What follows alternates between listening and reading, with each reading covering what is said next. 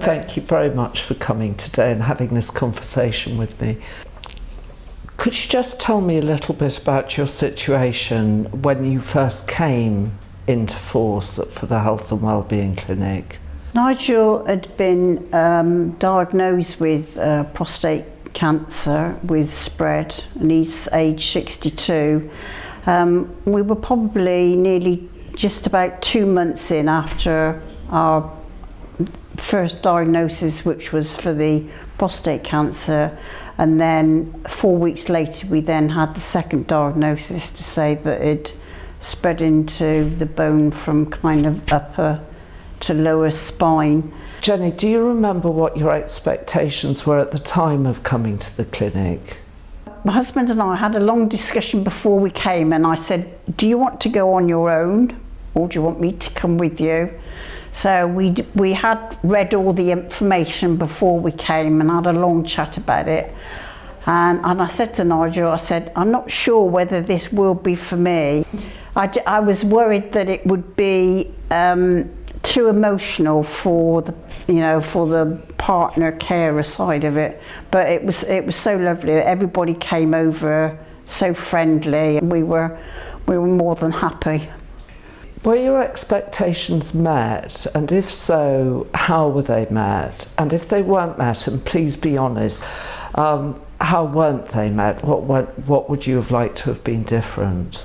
The expectations were met because you covered everything, not in deep detail, but you presented it in the way that it covered every area that people would expect you to cover, like the diet side of it and the support side of it.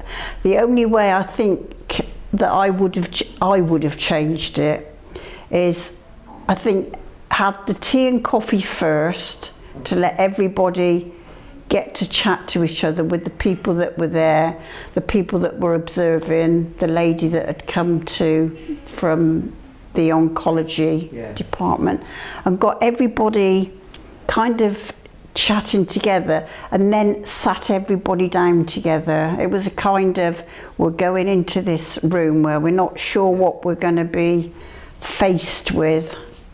But no, I think everything was covered beautifully, and then everybody then at the end stayed and chatted, and it was lovely for my husband because he picked up on a conversation of two couples behind us that were also going through different stages of prostate cancer, so it was quite lovely for him. How do you think that attending the clinic, Jenny, might influence how you and your husband manage the diagnosis, and also at the time going through treatment as well?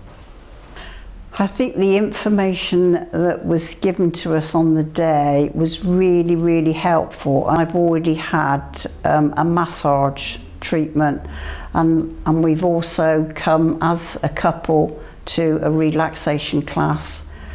And I think once you realise that the centre is here, what support you're able to, even with a phone call or even with all the information, the leaflets and everything, there is so much out there for everybody to be able to tap into as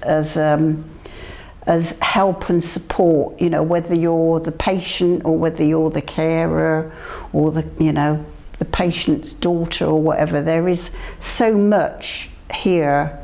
Finally, Jenny, I wonder whether you could tell me how you think that having attended the clinic might influence how you use the support from the clinical staff, so your clinical nurse specialist, the consultants and the GP as well. The GPs, they are your first call, so obviously any problems you start off with the GP, and obviously I think with GPs the continuity of maybe being able to see the same GP every time, and sometimes having the link between oncology and GP, and I know there is always a problem with this because, let's hope I get it round the right way, the hospitals can see the GP's information, but the GP can't see what the hospital are doing.